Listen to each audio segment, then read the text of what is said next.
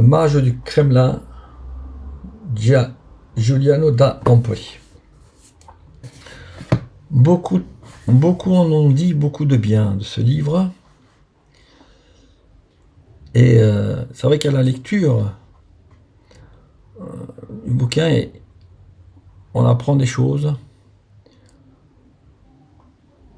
sans doute intéressantes d'un point de vue historique, mais qui ne reflètent peut-être pas l'amère vérité de ce qu'est le pouvoir en Russie, ou peut-être de ce qu'est le pouvoir tout court.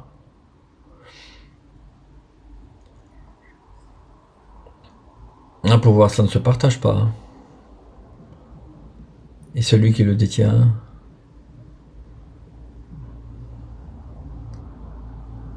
se sent immunisé contre toute menace ou toute atteinte à sa prérogative quasi divine. Vladimir Poutine, au début du roman, ou plutôt lorsque le narrateur le rencontre, est déjà le chef du KGB ou de ce qui était devenu le FSB. Il était déjà l'homme transi de haine et de crainte,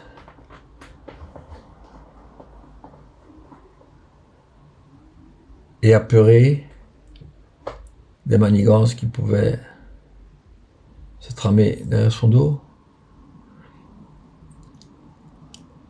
Il était déjà,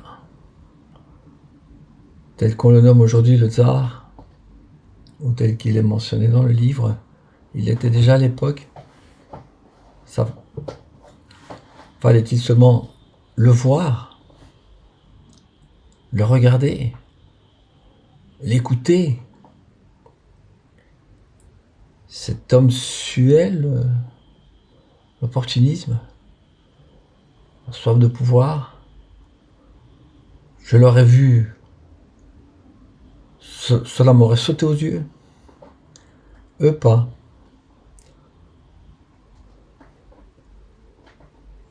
Charriant leur passé et aussi leur savoir, tous se sont laissés berner par cet homme.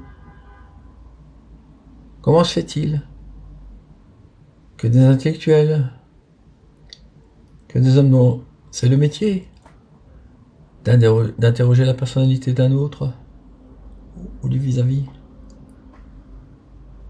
ou de services étrangers spécialisés dans ces affaires-là, comment se fait-il qu'ils n'ont rien vu venir? Cela, le mage du Kremlin ne nous le renseigne pas.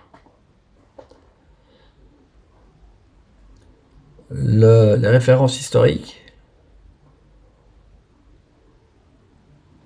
aux tyrans russes, aux russo-mongols,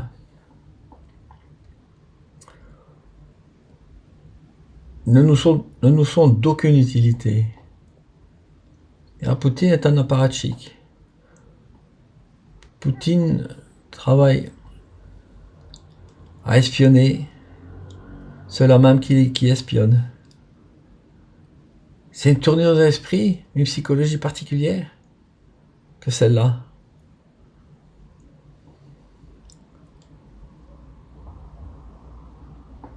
Il l'a fait de tout temps et c'est ainsi qu'il se maintient au pouvoir. Sans jamais ne laisser cours ou lâcher la bride à sa méfiance et à sa suspicion. On parle de paranoïa pour plus souligner son état psychologique. Mais je ne crois pas qu'il soit malade. Il est simplement instruit d'un métier qu'il a rêvé et qu'il a passionné et qu'il continue à faire maintenant qu'il est là où il est, avec abnégation et avec sérieux. Il ne s'agit pas d'un malade, il s'agit d'un homme aux qualités qui exige l'accaparement du pouvoir, le saisissement de ce pouvoir.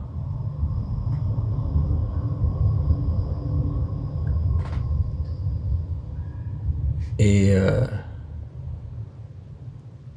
le maintien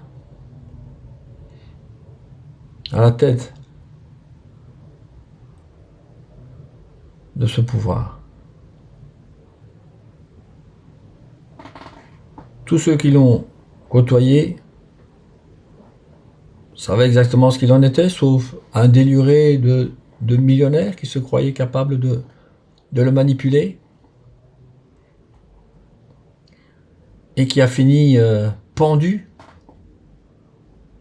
dans sa résidence luxueuse de Londres.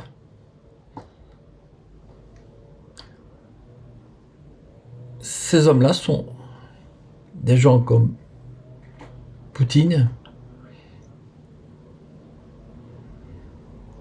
sont faits d'un bois que l'on ne peut meubler, ou rapiécer, ou tailler, ou polir. Il est et il sera Vladimir Poutine. Et ce livre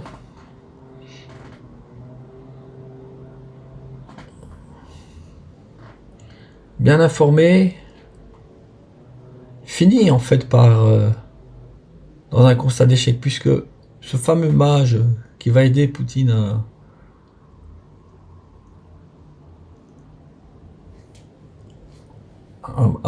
à se former une image positive et rassurante,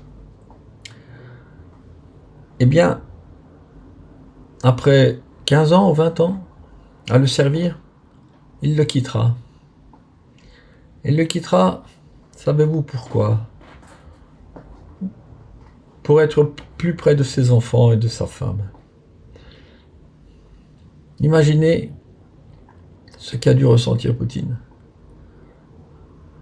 quand il a compris les causes.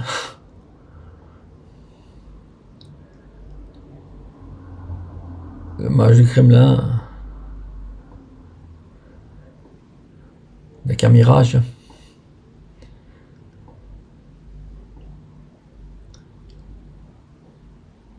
Il s'est peut-être légèrement brûlé les ailes en approchant le soleil.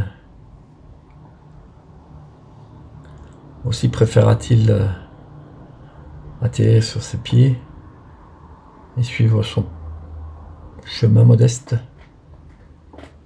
et obscur. Je crois qu'il n'a pas compris, lui non plus, de quel bois était fait cet homme, et que beaucoup d'autres ne l'ont pas compris. Voilà pourquoi, depuis un quart de siècle, il nous mène en bateau.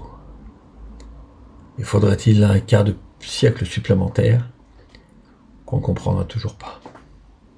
On ne le comprend pas parce qu'on ne l'accepte pas. Mage du Kremlin, c'est un livre intéressant.